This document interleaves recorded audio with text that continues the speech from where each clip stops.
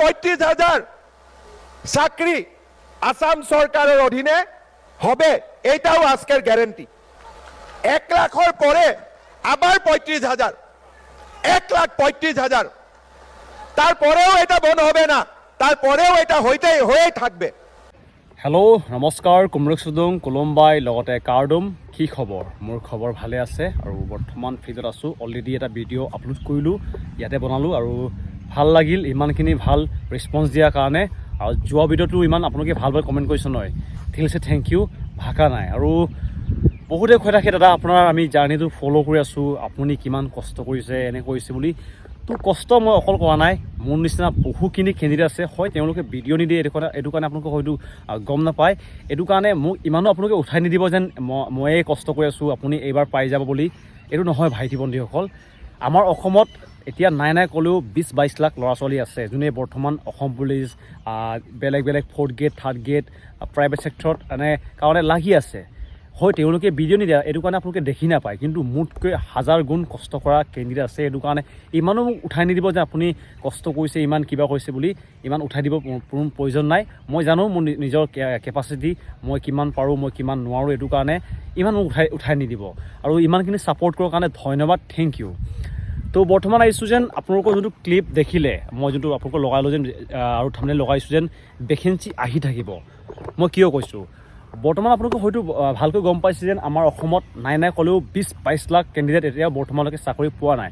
আপোনালোকৰ গাঁৱতে হয়তো 200-300জন ওপৰ আছে যোনে বৰ্তমানলৈকে চাকৰি পোৱা নাই। আমাৰ পাৰ্টি এতিয়া ইয়াৰ পৰা প্ৰায় 200জন ওপৰ আমাৰ দিচাংমুখৰ এৰিয়াৰে 200-300জন ওপৰ আসাম পুলিচৰ কাৰণে দিছিলে, ফৰেষ্টৰ কাৰণে দিছিলে, কিন্তু তাৰে ভিতৰত প্ৰায় মাত্ৰ 3-2জন আৰু বহুখিনি থাকি যায়। আৰু যোনটো বৰ্তমান 35,000 ভেকেঞ্চি আহিব, এই 35,000 ভেকেঞ্চিটো ক'বলৈ 35,000, কিন্তু আপোনালোকেও গম পায় যে ময়ো গম পাওঁ যেন যোনটো ভেকেঞ্চি আহিব আসাম পুলিচৰ, এইটো হ'ব ডিষ্ট্ৰিক্ট ৱাইজ হ'লে আপোনালোকৰ এটা জিলাৰ কাৰণে ভেকেঞ্চি খুব বেছি থাকিব 20জন-22জন এনেকৈ থাকিব। কিন্তু এটা ডিষ্ট্ৰিক্টত নাই ক'লেও কেণ্ডিডেট থাকে 1500-1600জন ওপৰ কেণ্ডিডেট দিয়ে, আৰু তেওঁলোকৰ সকলোৰে সপোন পূৰণ নহ'ব, এইটো এটা সত্য। এইটো যিমানখিনি আপোনালোকে কয় যেন মোৰ হ'ব সকলোৱে ভাবি আছে, ময়ো এতিয়া বৰ্তমান ভাবি আছোঁ মোৰ চাকৰি হ'ব, ইও ভাবি আছে, সকলো যিমানখিনি ফিল্ডত আহে তেওঁলোকৰ সকলোতো ভাবি আছে নহয় মই এবাৰ চাকৰিটো পাই যাম বুলি। কিন্তু এইটো সত্য যেন সকলোৱে চাকৰি পোৱাটো সম্ভৱ নহয়। আৰু এইটো কাৰণে মোক যোনটো বৰ্তমান এপ্লাই চলিলে অসম পুলিচৰ, তাতে মোক বহুখিনি কেণ্ডিডেটে কৈ আছিলে যেন দাদা মোৰ বয়সটো নহ'ল, আকৌ ভেকেঞ্চি আহিবনে নাই, আৰু মোৰ এদিনৰ কাৰণে থাকি গ'ল, মোৰ 2 দিনৰ কাৰণে থাকি গ'ল, এইটো আপোনালোক হয়তো বহুতে কৈ আছে। আৰু এটা ভাল খবৰ আপোনালোকক প্ৰথমে দিছোঁ যেন আমাৰ অসমতে যোনটো টাটা ইণ্ডাষ্ট্ৰিয়ে বৰ্তমান এটা কোম্পানী খুলিব, যোনটো আপোনালোকক যোনটো ছেমি কণ্ডাক্টৰ বনাব, ছেমি কণ্ডাক্টৰ হৈছে এনেকুৱা হয় যোনটো আপোনালোকে বৰ্তমান মোবাইল ইউজ কৰি আছে ন, মোবাইল, লেপটপ, হেডফোন, তাতে যোনটো আপোনালোকে ব্লেক কালাৰ এটা চিপ থাকে নহয়, এইবিলাক বনোৱাৰ এটা কোম্পানী খুলিব। তাতে প্ৰায় 30,000 ভেকেঞ্চি ওলাব। এইটো প্ৰাইভেট ছেক্টৰ ভেকেঞ্চি হ'ব, এইটো হয়তো তাৰ কাৰণে কিবা এক্সট্ৰা কোৱালিফিকেশ্যন বিচাৰিব। এইটো কাৰণে যদি আপোনালোকে বৰ্তমান কোনোবাই ITI আৰু বেলেগ ডিপাৰ্টমেণ্টৰ বিষয়ত পঢ়ি আছে, আপোনালোকে এৰি নিদিব। কোম্পানীটো বনাবৰ কাৰণেতো নাই ক'লেও 2 এবছৰ লাগিব, তেতিয়ালৈকে আপোনালোকে ITI পাছ কৰিব পাৰিবগৈ, যোনটো আপোনালোকে কৰ্চ বৰ্তমান কৰি আছে, BTech BCom যিমানখিনি পঢ়ি আছে আপোনালোকে এৰি নিদিব। মই ভালকৈ চিনি পাওঁ যেন বহুখিনি মোক কেণ্ডিডেট মোৰ নিজৰ লগৰো আছে যে তেওঁলোকে ITI বৰ্তমান পঢ়ি আছে, ITI BCom BTech এনেকৈ পঢ়ি আছে, কিন্তু তেওঁলোকে এৰি দিম আৰু এইটো ভাবি আছে। আপোনালোকে এই কাম নকৰিব। যদি টাটা ইণ্ডাষ্ট্ৰি ভেকেঞ্চি কোম্পানীটো ইয়াত বহি যায়, আপোনালোকৰ ভেকেঞ্চিৰ কাৰণে আপোনালোকৰ চাকৰি পোৱাত সহজ হ'ব। আৰু অসমত বৰ্তমান BA পাছ কৰা বহুতখিনি কেণ্ডিডেট আছে, BA হায়াৰ ছেকেণ্ডেৰী এইবিলাক যোনে চিম্পুলকৈ পঢ়ি আছে নহয়, চিম্পুলকৈ পাছ কৰা কেণ্ডিডেট বহুত, কিন্তু যোনটো এটা লাইন পঢ়ে যোনে এক্সট্ৰাকৈ পঢ়ে, ইঞ্জিনিয়াৰ লগতে আপোনালোকৰ ITI এইবিলাক পঢ়া অলপ ল'ৰা ছোৱালী কম থাকে। এইটো কাৰণে আপোনালোকে এইবিলাক বিভাগ যদি আপোনালোকে লাইনত বৰ্তমান পঢ়ি আছে, আপোনালোকে এইটো পঢ়াটো এৰি দিব নালাগে। A public-private investment is coming, that too in semiconductor. Only 3 industry has been cleared, and out of that 1 will be in Assam. 27 crore, 1,000 crore will be invested in Assam. 15,000 people will get direct appointment. 11 to 16,000 people will get indirect appointment. And the chips manufactured in Assam will be used by the biggest brand like Tesla. So Assam never heard such a huge. এইটো continue কৰিব লাগে। আৰু যেতিয়ালৈকে আপোনালোকে diploma degree pass নকৰে আপোনালোকে এইবিলাক এৰি দিয়াৰ প্ৰয়োজন নাই। আৰু বৰ্তমান হয়তো আপোনালোকে গম পাইছে যে বৰ্তমান মেট্ৰিক পৰীক্ষা চলি আছে। মেট্ৰিক পৰীক্ষাটো এতিয়া এতিয়া লাষ্ট এখন যদি মোৰ মতে পৰীক্ষা আছে, এইটো ক্লিয়াৰ কৰিব। তেওঁলোকে এতিয়া বৰ্তমান অহা বছৰৰ পৰা আকৌ তেওঁলোকেও মানে ইণ্টাৰভিউ দিব আৰম্ভ কৰিব, কাৰণ তেওঁলোকৰ তেতিয়ালৈকে বয়সটো হৈ যায়গৈ। সেইটো কাৰণে কম্পিটিশ্যন লেভেলটো অলপ বেছি হ'ব। এইটো কাৰণে পলিটিচিয়ানৰ ভেকেঞ্চিটো বহুখিনি কেণ্ডিডেট নাপাব। আৰু যোৱাকালি যোনটো অসম চৰকাৰৰ মুখ্যমন্ত্ৰী ডক্টৰ হিমন্ত বিশ্ব শৰ্মা ডাঙৰীয়াই যোনটো ভাষণ দিছে, তেতিয়া তেওঁ কৈছে যেন আমাৰ অসমত 35,000 ভেকেঞ্চি কমপ্লিট হোৱাৰ পিছতো আপোনালোকৰ ভেকেঞ্চি আহি থাকিব। এইটো সঁচাকৈ কৈছে। যদি এইটো সঁচাকৈ হয়, আমাৰ কাৰণে বহুত ভাল খবৰ যেন আমাৰ যদি এই বছৰ চাকৰি নহ'ল, আমি এপ্লাই কৰি থাকিব পাৰিম। হয়, মন ভাঙি যাব, কাৰণ ইমানখিনি কষ্ট কৰাৰ পিছতো আমাৰ চাকৰিটো হোৱা নাই, মোৰ নিজৰো হোৱা নাই। মই নিজে ফিল কৰিব পাৰোঁ যেন কেনেকুৱা লাগে। আৰু এইবাৰ যোনটো আহিবলগীয়া অসম পুলিচত, আমাৰ অসম পুলিচত অকল কেণ্ডিডেট লগতে আমাৰ কম্পিটিশ্যন নহয়।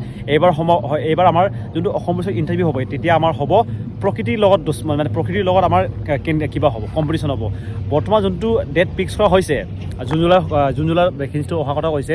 যদিহে জুন জুলাইত ইণ্টাৰভিউ হয়, প্ৰথমে কৈ দিছোঁ, গৰমত আপোনালোকৰ টিকা পাতি যাব। বৰ্তমান যিমানখিনি কেণ্ডিডেটে ফৰেষ্টৰ ইণ্টাৰভিউ দিছিল, তেওঁলোকেতো ভালকৈ গম পায় যেন বৰষুণ দিলে কি অৱস্থা হয়, বেছি ৰ'দ দিলে কি অৱস্থা হয়। যেতিয়া আমি দিছিলোঁ, তেতিয়াতো বহুখিনি আমাৰ কেণ্ডিডেটে লুটি খাই পঢ়ি পিনি তেওঁলোকৰ ভাল এটা নম্বৰ উঠাব নোৱাৰিছিলে।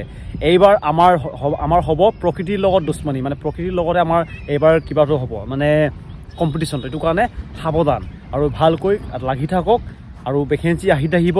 এয়া আছিলে খবৰটো দিব আছিলে, অলপ চিম্পল এটা ভিডিঅ' বনাই দিলোঁ। আপোনালোকে মটিভেট হৈ থাকক। আৰু যোনে যোনে বৰ্তমান এপ্লাই কৰিব নোৱাৰিলে, চিন্তা নকৰিব, ভেকেঞ্চি আহি থাকিব। মুঠতে আপোনালোকৰ লাগি থাকিব লাগে। আৰু লগতে আপোনালোকৰ আগষ্ট মাহত যোনটো এতিয়া বৰ্তমান SSC GD পৰীক্ষাও চলি আছে নহয়, আকৌ আগষ্ট মাহত এপ্লাই আৰম্ভ হ'ব। SSC GD নতুন ভেকেঞ্চি আহিব। অফিচিয়েলি এইটো দিয়া আছে, মই এনে কোৱা নাই আপোনালোকক। এইটো কাৰণে যদিহে আপোনালোকে এইবাৰ SSC পৰীক্ষাটো দিব নোৱাৰিলে বা SSC পৰীক্ষাটো বেয়া হৈছে, আপোনালোকে আকৌ আগষ্টৰ কাৰণে প্ৰিপেৰেশ্যন কৰাটো আৰম্ভ কৰি দিয়ক। এইটো কাৰণে ভাল খবৰ বুলি ক'ব লাগিব। আৰু আজি ইমান ভিডিঅ'টো সামৰিছোঁ। আৰু আমাৰ অসম চৰকাৰৰ মুখ্যমন্ত্ৰীয়ে কি কৈছিলে, ইয়াৰ বিষয়ে আপোনালোকক লগাই দিছোঁ। মই যেতিয়া কৈছিলোঁ যে 1 লাখ ল'ৰা ছোৱালীয়ে চৰকাৰী চাকৰি পাব, মোকতো কোনেও বিশ্বাস কৰা নাছিলে, বোলে এটা ইলেকশ্যনৰ জন্য হাৱাবাজি। কিন্তু আজি অসমত আমি 97,000 ল'ৰা ছোৱালীক আমি চাকৰি দিছোঁ।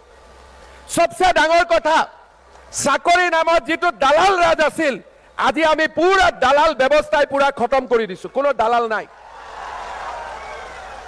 আগতে টেটৰ টিচাৰ আছিলে, মাষ্টৰ চাকৰিৰ কাৰণে টকা দিব লাগিছিল। মই এডুকেশ্যন মিনিষ্টাৰ থাকোঁতে টেট আহিলে, দালাল খতম হৈ গ'ল। এতিয়া পুলিচ আৰু বেলেগ ডিপাৰ্টমেণ্টতো দালাল খতম। আজি মই এই কথা ক'ব পাৰোঁ যে বৰাক ভেলীত টেটৰ টিচাৰ আৰু ৰিক্ৰুটমেণ্ট এই দুটা মিলি মোৰ হাতেদি যিমান ল'ৰা ছোৱালীয়ে চাকৰি পাইছে, আগত কেতিয়াও ইমান ল'ৰা ছোৱালীয়ে চাকৰি পোৱা নাছিলে। এতিয়া আমি আকৌ 35,000 নতুন চাকৰি আমি এডভাৰটাইজ খুলি দিছোঁ।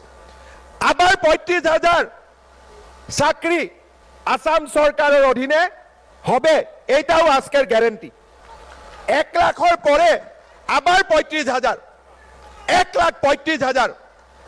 তারপরেও এটা বন্ধ হবে না, তারপরেও এটা হয়েই থাকবে।